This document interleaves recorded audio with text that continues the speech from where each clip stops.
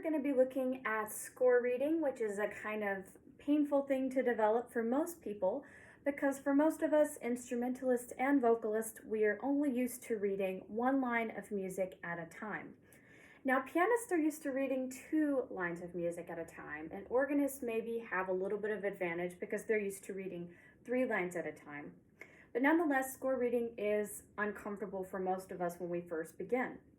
So there's actually a little bit of neuroscience to this, and let's use an example from reading. So if we read this sentence, now with creation's morning, the words are more compressed together, just like they would be, just like notes would be in a compressed score.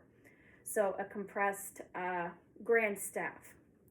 Now, if we take the same sentence and we space out the letters of the words, it's going to take you a little bit longer to read that because our brain is taking a little bit longer to get from letter to letter rather than seeing it as a whole. So when we go to score reading, it's kind of the same thing. So rather than having a compressed score, we're having these 3 different staves, which we're having to be aware of all at the same time. So let's look at some strategies to develop our score reading. So the first strategy we're going to look at in score reading has to do with which notes we're focusing on first, where our eye is drawn to first. So there's 3 logical ways that we could read just with the combination. So the first one and the most unuseful would be to start in the middle voice and then read outer. I don't know anyone who does that, and that's because it's a very inefficient way to read a score. So the next way, and this is the way that most of us tend to read when we begin, is to start at the treble clef and then read down. And that's because the treble clef is what most of us are most comfortable with. And then we don't want to start with the bass clef because we're less familiar with the notes. But actually, this is not an efficient way either. So the most efficient way to score read is actually to start at the bottom and read up. So reading from the top down, even though the treble clef is what most of us are most familiar with, is kind of like reading a word that's spaced out and also backwards. So you'll get there eventually, but it'll take a little bit longer and be a lot harder than it needs to be. So there's a couple reasons why reading from the bottom up is the best strategy. So the first one is that the bass note takes the most time for most of us. So it makes sense to give a little bit more time to the thing that's going to be harder for us. And then these 2 voices will click very quickly in our brain. The other reason that the bass note is important to read first is that the bass is actually going to give harmonic structure, which will make the top voices easier to understand. So if I read this bass note D, and then I see an F, my mind can immediately think some form of a chord with D in it. So we have D, F, and A, and actually that would be a D minor chord. So we're going to break these down into reading from the bottom. The first strategy that we're going to try at the piano is called rolled chord practice. So what we're going to do is we're going to play one note at a time. We're going to focus on just one beat at a time. And we're going to hold this first note and then add the alto and then the soprano. And we're going to roll this a couple of times on the piano, but each time we do it, we're going to follow those notes with our eyes. So your hands don't have to leave the position, but as you roll the chord up a few times, pay attention to where your eyes should be going. So train your eye to follow that voice. All right, so let's look at this rolled chord practice. I'm starting on beat 1 of Morning Song, and my bass note is the D above middle C.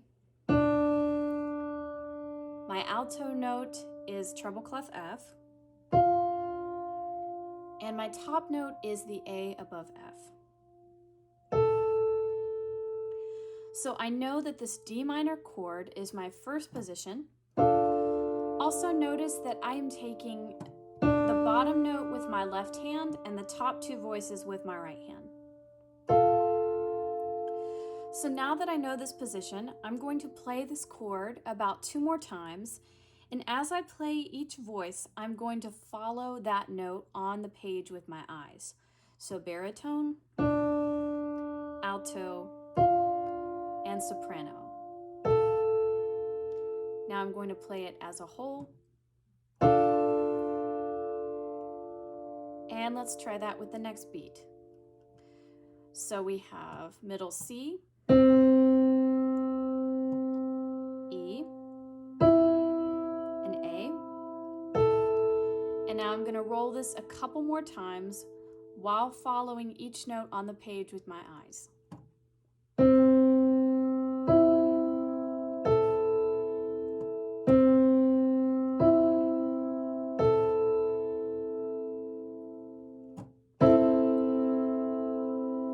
Okay, now beat 4, B, D, and G. Baritone, alto, and soprano. After this step, I'm going to try to roll each of these positions more quickly than before to the next position. So beat 1,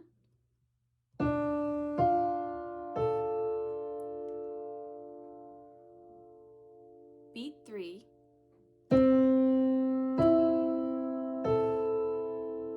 and beat 4.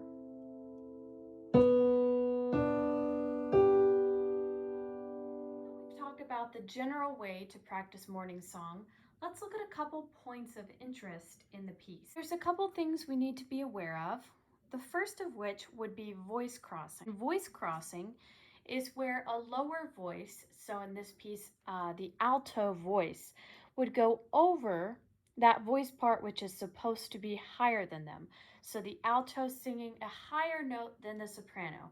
This happens in a couple of places, such as measure 3. So be scanning this piece for any parts where the voices cross. Another thing to pay attention to in morning song is to make sure that this rest is not too long. So that is a common pitfall. Make sure you know where your hands are going to go after this rest. It only lasts for 2 beats, so after those 2 beats are up, you need to be ready for the next position. Another thing to pay attention to, and you have this on your sheet, is the fingering.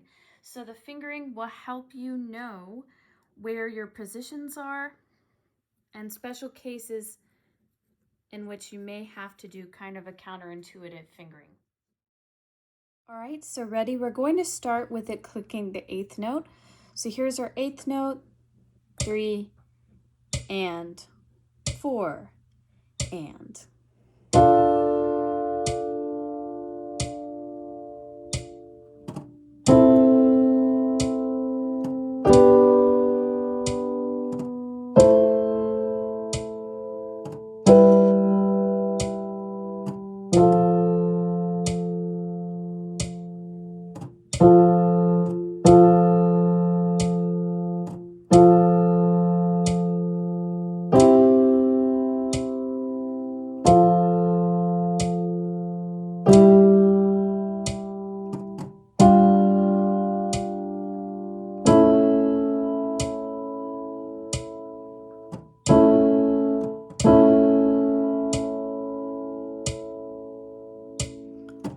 Three, and 4, and.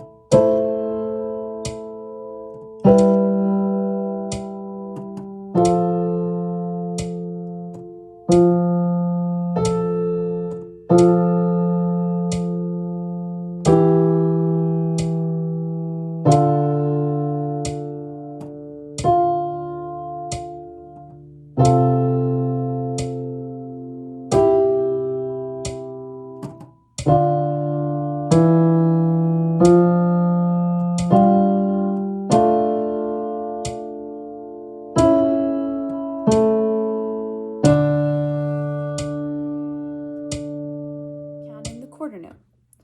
1, 2, ready, play.